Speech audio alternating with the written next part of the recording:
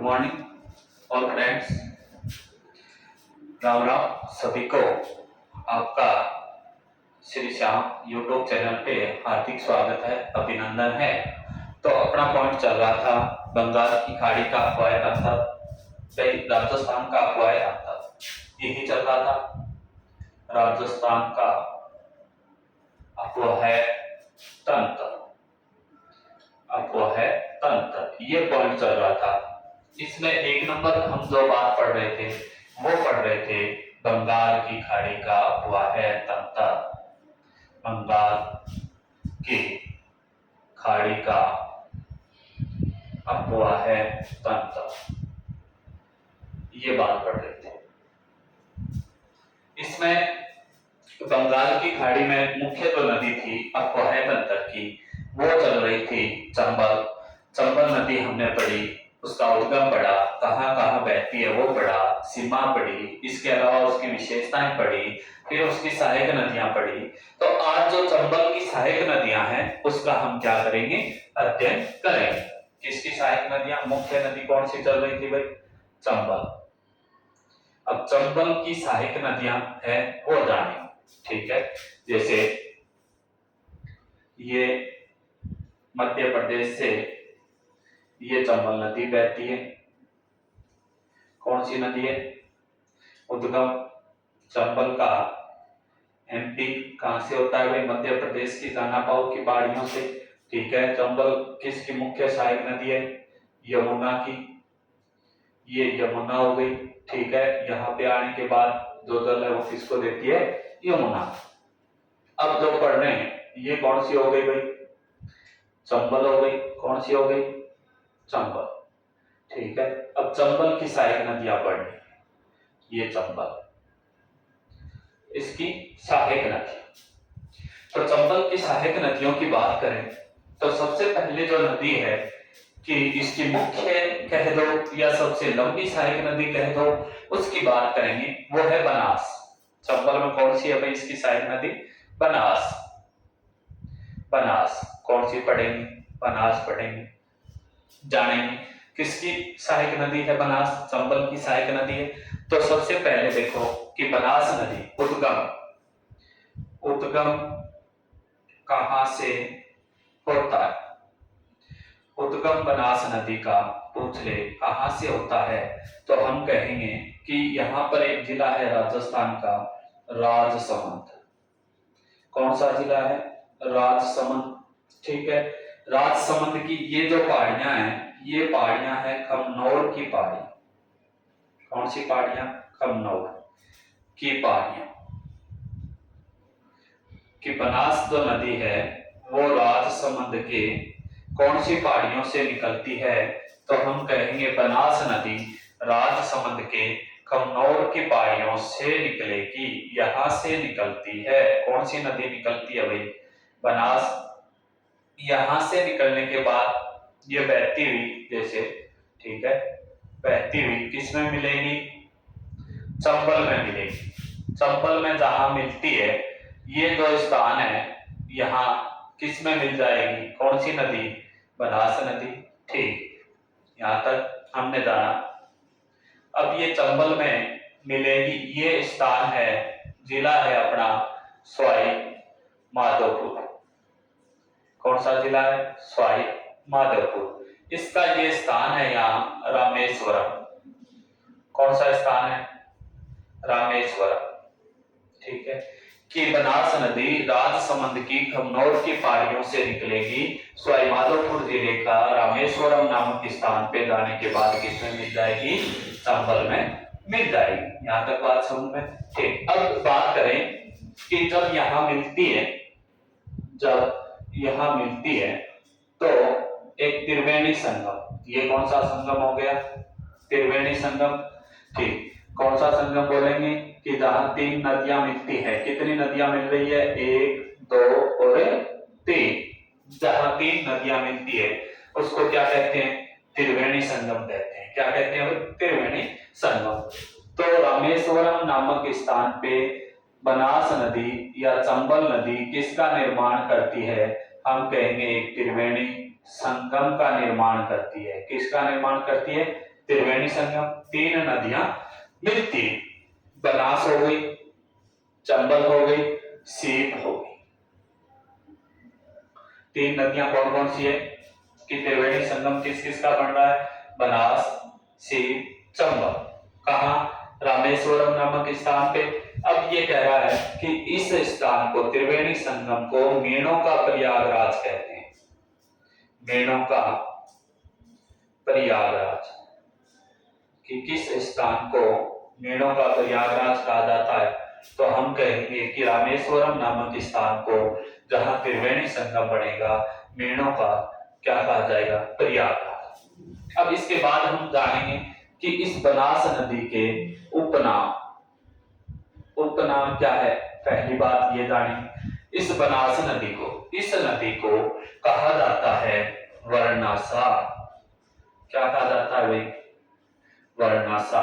कि बनास नदी को वर्णासा के नाम से जाना जाता है, या कह सकते हैं कि वन की आशा, वन की आशा किसका उपनाम है भाई, बनास नदी का उपनाम। तो बनास नदी के कौन से उपनाम हो गए, वर्णासा, वन की आशा। फिर इसकी बात करें कि बनास नदी की लंबाई कितनी है, इसकी यहां से कमनौर की पहाड़ियों से लेके जहां त्रिवेणी संगम बनता है वहां तक लंबाई कितनी, लंबाई का हम अध्ययन करें तो 480 किलोमीटर।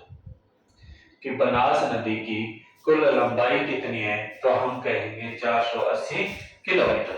फिर कह रहा है कि बनास जो नदी है 480 किलोमीटर बहती है, तो इसे कहते हैं एक मौसमी नदी। किस पे आधारित है, वर्षा पे आधारित है। किस पे आधारित कहेंगे, वर्षा पे आधारित। तो वर्षा पे आधारित, जब यहाँ पे वर्षा होगी, ठीक है, क्या होगी, वर्षा होगी, वर्षा होगी तो उस वर्षा का जल इकट्ठा होकर कौन सी नदी में बहेगा, बनास नदी में बहेगा। तो वर्षा पर आधारित है यह नदी। किस पे आधारित है भाई, वर्षा पर आधारित। वर्षा पे आधारित होने के कारण इस नदी को मौसमी नदी भी कहते हैं। कौन सी नदी कहते हैं, मौसमी नदी। कि बनास नदी वर्षा पे डिपेंड करती है, वर्षा पे निर्भर रहती है। तो वर्षा पे निर्भर रहने के कारण यहाँ जल क्या होता है, इकट्ठा, और कौन सी नदी में बहेगा, बनास नदी में बहेगा, और कौन सी नदी बन जाएगी, मौसमी नदी बन जाएगी। अब इसको देखें, इस आधार कहां से निकल रही है भाई, राजसमंद से। कहां खत्म हो रही है, सवाई माधोपुर में। तो दोनों के दोनों जिले किस राज्य में, राजस्थान में। तो कहेंगे कि राजस्थान की, राजस्थान की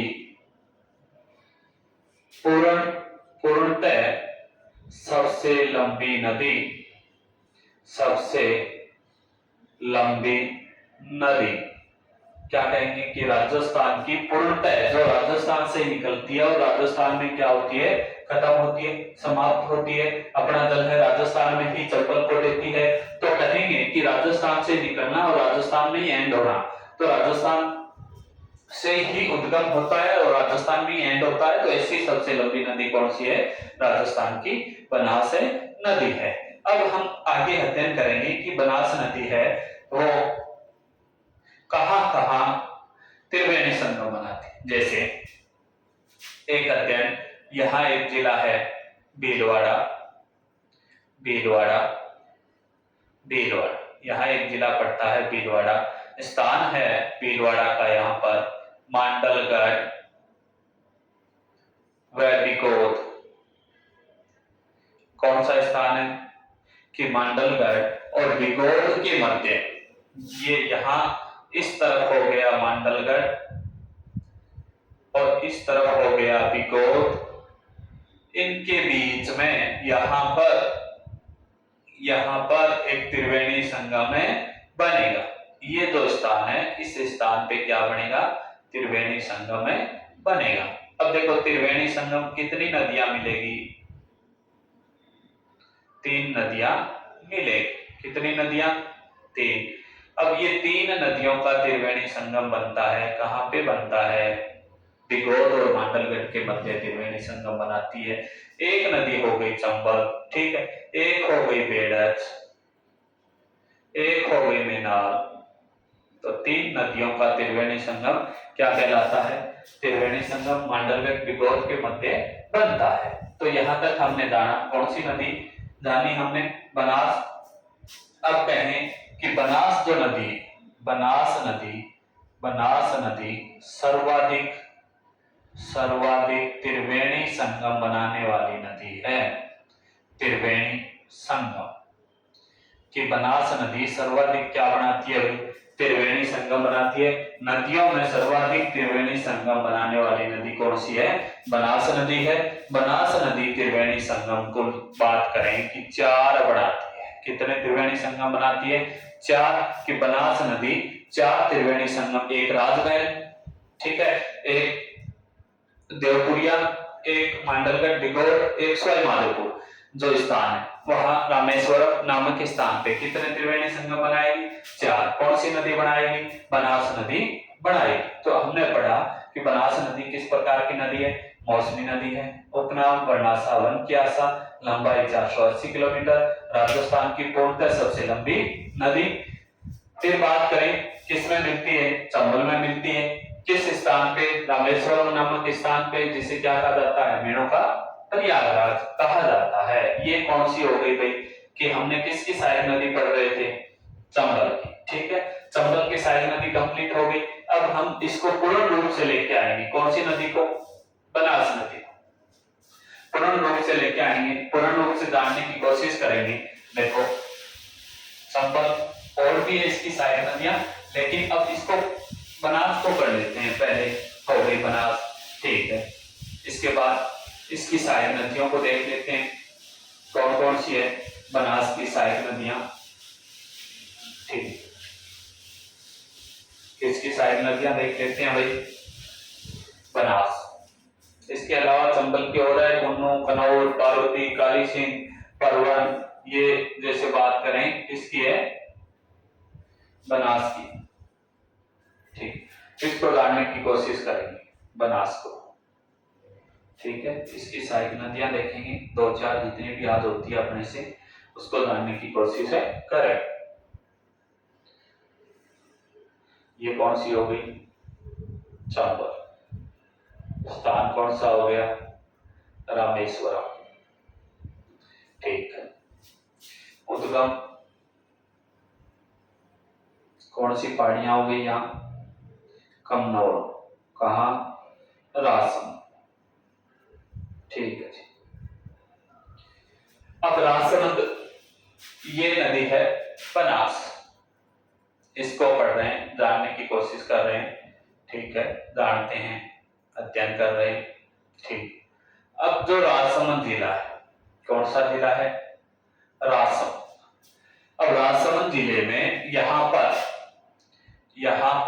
इस नदी पे एक बांध बनाया गया है, पूछ ले क्या बनाया गया है, बांध, नंद समंद बांध कि बनास नदी पे, इस नदी पर, यहाँ पर राजसमंद जिले के अंदर, किस जिले के अंदर, राजसमंद जिले के अंदर नंद समंद बांध बना है। कौन सी नदी पे बना है, बनास नदी पे बना है। अब बात करें कि ये नंद समंद जो बांध है, कौन सा बांध, नंद समंद जो बांध है, ये राजसमंद की लाइफ लाइन कहलाता है। राजसमंद की क्या कहलाता है भाई, कि लाइफ लाइन कि राजसमंद जिले की लाइफ लाइन कौन सा बांध कहलाता है, हम कहेंगे नंद समंद बांध कहलाता है, ठीक। अब इसकी एक सहायक नदी है बनास की सहायक नदी, जैसे बेड़च, कौन सी है, बेड़च है, ठीक। बेड़च नदी कि बनास की एक सहायक नदी कौन सी है, बेड़च है। बेड़च की हम बात करें, जाने बेड़च को, तो बेड़च है उदयपुर से निकलती है, कहां से, जैसे यहां उदयपुर मान लें, ठीक है, उदयपुर, यहां उदयपुर में पहाड़ी पूछ ले कि यह कौन सी पहाड़ियों से निकलती है, हम कहेंगे गोकुंदा पहाड़ियों से निकलती है। कि बेड़च जो नदी है वो कहां से निकलेगी, उदयपुर की कौन सी पहाड़ियां हैं, गोकुंदा की पहाड़ियां हैं। कौन सी पहाड़ियां कहेंगे, गोकुंदा की पहाड़ियां। अब यहां से निकलेगी और किस में मिलेगी, गोकुंदा की पहाड़ियों से निकलकर बनास में मिलेगी। कौन सा है, कौन सी नदी है भाई, बनास नदी। कि बेड़च नदी उदयपुर की गोकुंदा की पहाड़ियों से निकलकर मुख्य सहायक नदी किसकी हो गई, बात करें बनास की, किस स्थान पे मिलेगी, बात करेंगे वो। पहले यहां देख लेते हैं कि बेड़च, जब बेड़च निकलती है, जब बेड़च निकलती है नदी उदयपुर से, तो इसका नाम रहता है आयड़। क्या नाम रहता है भाई, जब निकलती है तब इस नदी का नाम रहता है आयड़। कौन सा नाम रहता है भाई, आयड़ नाम रहता है। आयड़ नाम ये क्यों पड़ा कि इस नदी के किनारे जो सभ्यता विकसित है वो कौन सी सभ्यता है, आयड़ सभ्यता। कि किस नदी के किनारे आयड़ सभ्यता विकसित है, तो हम कहेंगे कि बेड़च नदी या आयड़ नदी के किनारे आयड़ सभ्यता है, जो कहाँ है, उदयपुर में है। अब ये यहां से निकलने के बाद एक झील में गिरेगी। किस में गिरेगी भाई, झील में, और झील का नाम है उदय सागर झील। कि आयड़ नदी कौन सी झील में गिरती है, उदय सागर झील को जल देती है। किस झील को जल देती है, उदय सागर झील को जल देगी। और इसको जल देने के बाद ये एक वापिस नदी बनेगी, और उस नदी का नाम क्या हो जाएगा, बेड़च। क्या नाम हो जाएगा भाई, बेड़च। ठीक है, और किस में मिल जाएगी, बनास नदी में मिल जाएगी। किस नदी में मिलेगी भाई, बनास नदी में मिलेगी। अब बाकी की जो बातें हैं, इसका जो बाकी का जो अध्ययन है वो हम नेक्स्ट वीडियो में करेंगे। बाकी जो इसके त्रिवेणी संगम, अभी तो हमने एक ही पढ़ा है, रामेश्वरम नामक 3 और रह गए, एक टोंक का राजमहल, एक देवपुरी देवदरिया जो स्थान है वो रह गया, एक मांडलगढ़ भिगोड़ के मध्य त्रिवेणी संगम है वो रह गया, इसके अलावा इसके बांध रह गए। ठीक है, तो अपने से पूछ ले कि वन की आशा या वनासा के नाम से जानी जाने वाली नदी कौन सी है, बनास नदी है। ये हमने पढ़ा। राजसमंद की लाइफलाइन किस बांध को कहा जाता है, नंदसमुंद बांध को कहा जाता है। फिर हमने इसके बारे में इसकी लंबाई पढ़ी 480 किलोमीटर, ये किस पे आधारित है, वर्षा पे आधारित है। राजस्थान में पूर्ण रूप से बहने वाली नदी कौन सी है, बनास नदी है, यह हमने अध्ययन किया। इसकी एक सहायक नदी हमने पढ़ी कौन सी, बेड़च। तो पहले हमें चंबल को कंप्लीट करके लाएंगे, क्योंकि कौन सी चल रही है, चंबल चल रही है। इसको जो थोड़ी जो बातें थी चंबल की सहायक नदी होने के कारण थोड़ी बातें मैंने बता दी, फिर इसको डिटेल अलग से करेंगे, क्योंकि बनास नदी भी क्या है, बड़ी नदी है, इसकी भी सहायक नदियां बहुत सारी है। तो इसको प्रारंभ से डिटेल शुरू करेंगे अलग से। तो बनास चंबल की पहली सहायक नदी हमने पढ़ी बनास, दूसरी पढ़ेंगे कुन्नू या कनौर, जैसे पार्वती, काली सिंध, परवन, आहू, या बात करें कि ब्राह्मणी, ये किसकी सहायक नदियां हैं, सभी की सभी चंबल की सहायक नदियां हैं। तो इनको अध्ययन करें, तो कल उनको अध्ययन करेंगे चंबल नेक्स्ट वीडियो में। तो पहली इसकी सहायक नदी हमने बनास को पढ़ा जाना। आज के लिए इतना ही, नेक्स्ट क्लास नेक्स्ट वीडियो में आपको मिलेगी।